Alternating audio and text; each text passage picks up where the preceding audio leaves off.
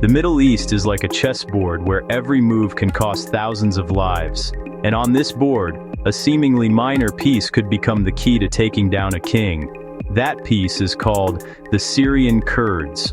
What if the United States wanted to overthrow the Iranian regime without directly attacking Tehran?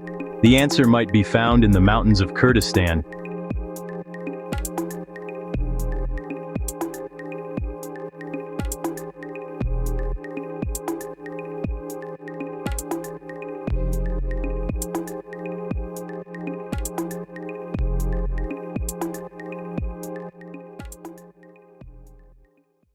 The Kurds, with a population of over 30 million, are the largest stateless people in the world.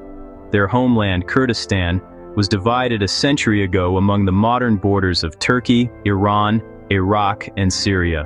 This division wasn't an accident of history, but a deliberate decision that left them as minorities in often hostile nations, denying them the basic right to self-determination.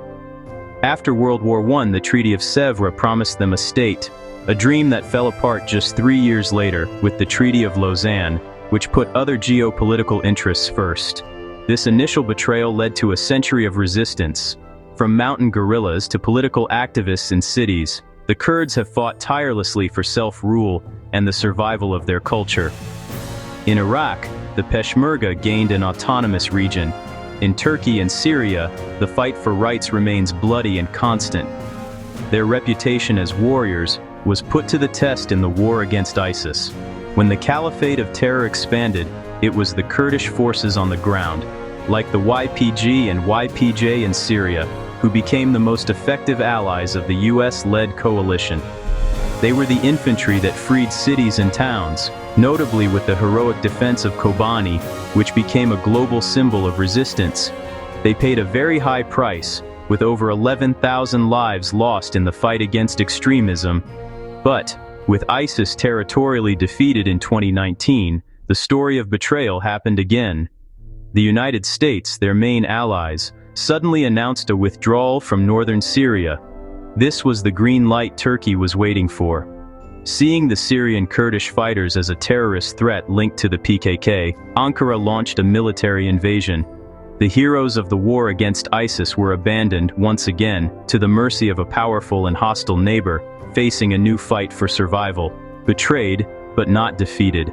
The cycle of abandonment didn't break their spirit. In northern Syria, they keep going with their plan for an autonomous society, based on direct democracy and gender equality. This unbreakable resilience, along with their proven military skills and important location, keeps them a vital force in the unstable Middle East. Warriors without a homeland, shaped by betrayal, they could be the key, or the perfect weapon, for a new era of unseen wars. Iran is run by a complex religious authoritarian system where the supreme leader has the final say. However, the real power on the streets, the force that keeps the regime alive, is held with an iron fist by the Islamic Revolutionary Guard Corps, the IRGC, and its ever-present militia, the Basij. Together, they form a vast network of social control, surveillance, and repression, crushing dissent. Their power stretches from the economy to foreign policy, making sure that the ideas of the 1979 revolution remain the driving force of the country. However, beneath this show of total control, Iran is a mix of many peoples. The Persian majority makes up only about half of the population. The rest is made up of many minorities with their own identities and histories. Kurds in the northwest, Balakis in the southeast, Arabs in the southwest, as well as Azeris and Turkmens. These are not just cultural differences. They are deep cracks in the country's structure. Decades of harsh treatment, economic neglect, and suspicion from the central government in Tehran have turned diversity into division, creating a powder keg of resentment. The lesson from political science is clear. In centralized governments, national minorities are the weakest link. They have a shared identity, strong social networks, and a long memory of unfairness, making them fertile ground for organizing against the central power. A regime that rules by force needs everyone to be the same, but the existence of these nations within the nation challenges that idea. For outside powers looking to destabilize Iran, using these tensions is a classic method, turning internal complaints into national security crises. And on the complex Iranian chessboard, no piece is more unstable than the Kurds. They are the regime's weak spot. Their people live in a strategically important mountain region bordering the Kurdish areas of Iraq, Turkey, and Syria, creating a cross-border Kurdistan. This geography gives them a strategic advantage. It's no coincidence that the most powerful wave of protests, the Woman Life Freedom Movement, started in Iranian Kurdistan after the death of the young Kurdish woman Mahsa Amini. They proved to be not just a theoretical weakness, but the real center of resistance. The US already knows how to do proxy insurgencies really well. It's the modern way of war, achieving big goals without the cost of a direct invasion. Instead of soldiers, they send knowledge, weapons, and strategy. Over decades, the US has perfected a playbook for secret operations. The playbook is predictable, but it's incredibly effective at destabilizing an enemy from the inside. For a target like Iran, it would be the weapon of choice. First, special training provided by elite forces.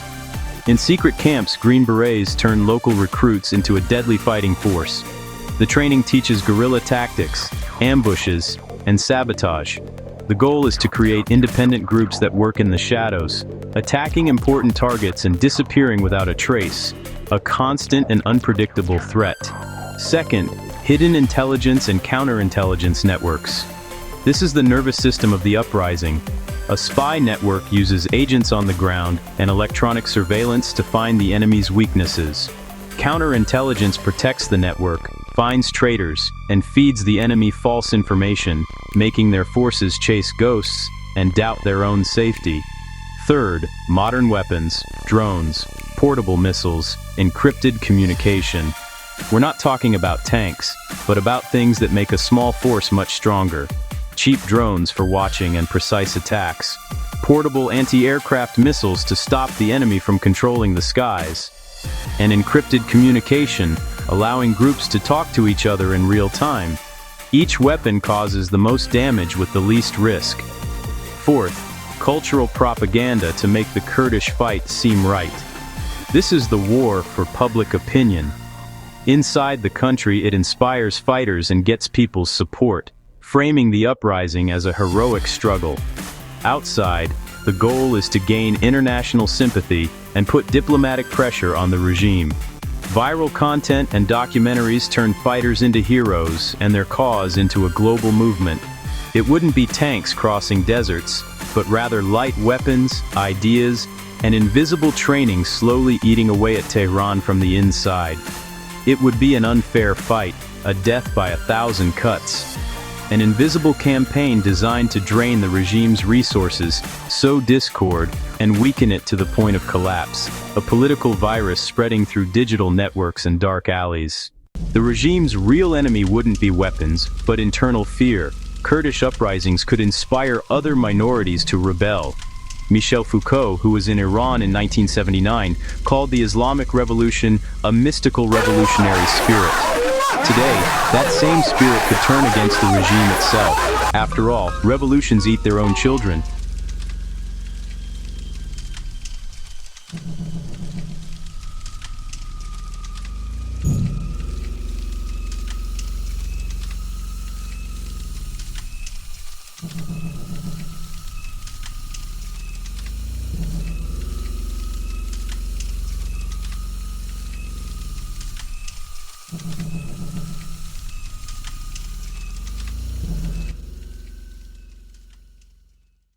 But every plan has risks. Turkey would react immediately against any Kurdish strengthening. Iran would respond with extreme brutality, and in the end, the Kurds could once again be used as disposable pawns in a global power game. Is it freedom, or just another imperial manipulation? If successful, the insurgency could weaken the Iranian regime, even causing the country to break apart. If it fails, we would see Kurdish genocide and a stronger Iranian nationalism. It's a geopolitical game of Russian roulette. And the chamber is loaded. The United States could indeed try to overthrow the Iranian regime using the Syrian Kurds as a proxy, but every alliance has a price, and in this case, the price might be the blood of a people who never had a state, but always had courage.